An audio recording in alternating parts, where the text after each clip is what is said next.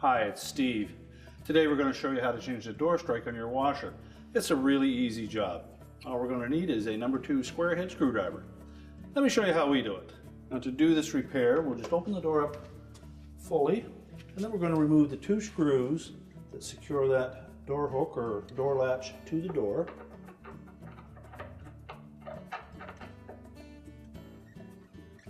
Now depending on your model, there may be a different colored door latch or door hook that is on your machine.